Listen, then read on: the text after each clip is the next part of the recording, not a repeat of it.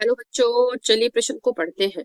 प्रश्न में है दिया गया ग्राफ एक प्रारूपिक कशेरुकी सार्कोमियर के लिए लंबाई खिंचाव जिसको तनाव बोलते हैं वक्र को प्रदर्शित करता है। तो यहाँ सापेक्ष तनाव दिया है या खिंचाव जिसको बोलते हैं।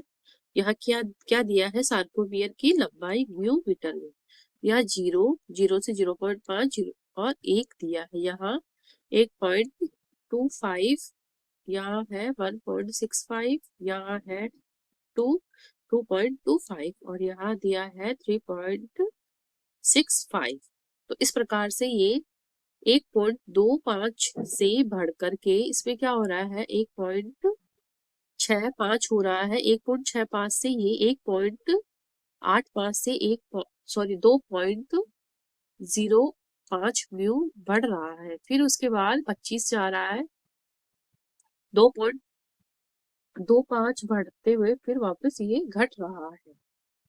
और ग्राफ के विश्लेषण द्वारा पेशी संकुचन के संदर्भ में आप क्या परिणाम निकाल सकते हैं। इस प्रश्न की मुख्य अवधारणा है मुख्य अवधारणा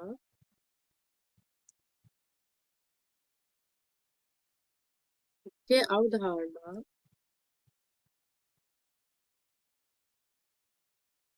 पेशी संकुचन।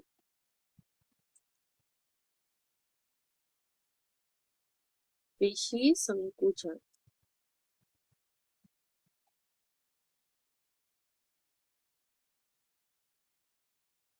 इसके अंतर्गत जो पेशियों में संकुचन या सिकुड़ना या उनका फैलना जो होता है वो आता है। अब हमारे यहाँ कुछ विकल्प दिए हैं, उसमें कौन सा सही है, क्या प्रदर्शित कर रहा है ग्राफ, से हम क्या परिणाम निकाल सकते हैं क्या नहीं।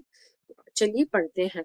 तो पहला है, ना तो मायोसिन तंतु ना ही एक्टिन पतले तंतु लंबाई में परिवर्तित होते हैं जब सार्कोमियर घटती है या खिंची हुई होती है। उनके स्थान पर एक्टिन और मायोसिन तंतुओं के बीच प्रतिव्यापन के विस्तार में परिवर्तन होता है। तो ये सही है, क्योंकि एक्टिन और मायोसिन इस प्रकार से एक दूसरे के ऊपर व्यवस्थित रहते हैं। इस प्रकार से ये विकल्प हमारा सही है। दूसरा विकल्प इसमें दिया है, सार्कोमियर द्वारा उत्पन्न किया गया कुल खिंचाव क्रॉस आबंधनों की कुल संख्या के समानुपातिक होता है, जो एक्टिन तंतुओं के साथ क्रिया कर सकता है और बदले में यह संख्या मोटे व पतले तंतुओं के मध्य की अति व्यापन की मात्रा के समानुपातिक होती है। तो इस प्रकार ये भी हमारा सही हो जाएगा। आगे है, इसमें तीसरा है, जब मोटी और पतली छड़ों के मध्य क्या होता है, अति व्यापन मायोसिन क्रॉस। इसमें क्रॉस कैसे बनता है, इस प्रकार से एक दूसरे से ये क्रॉस करते हुए इस प्रकार से ये उपस्थित होते हैं। तो क्रॉस बंधनों की बड़ी संख्या को एक्टिन के बंधन की अनुमति देता है। तो पेशी द्वारा उत्पन्न किया गया खिंचाव उच्चतम होता है। तो ये सही, जब इनमें खिंचाव लगता है तो ये बिल्कुल कॉर्नर से ही इस प्रकार से जुड़े रहते हैं, और जब इनमें खिंचाव नहीं होता तो एक के ऊपर एक इस प्रकार से ही व्यवस्थित रहते हैं। तो ये भी हमारा सही हो जाएगा। अब चौथा इसमें दिया हुआ है, बढ़ती लंबाई के साथ खिंचाव कम हो जाता है क्योंकि मोटे व पतले तंतुओं में अति व्यापन कम हो जाता है और क्रॉस बंधन ही बन सकते हैं। तो ये भी हमारे सही हो जाएगा।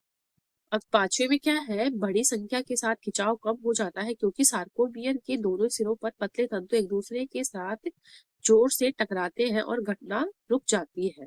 तो इस प्रकार हमारे यहाँ क्या है, सारे ही विकल्प सही हो जाएंगे। तो विकल्प डी क्या है, हमारा सही उत्तर हो जाएगा और बाकी के विकल्प क्या है, कट जाएंगे, क्योंकि जितने भी यहाँ हमारे ए बी 1 2 3 4 5 जितने भी यहाँ वाक्य दिया कथन दिए हैं हम परिणाम निकाल सकते हैं। जो भी कथन यहाँ दिए हैं वो सारे के सारे इस वक्र के लिए सही दिए हुए हैं। इस प्रकार विकल्प डी हमारा सही उत्तर हो जाएगा। आशा करती हूँ आपको इस प्रश्न का हल समझ में आया होगा। धन्यवाद।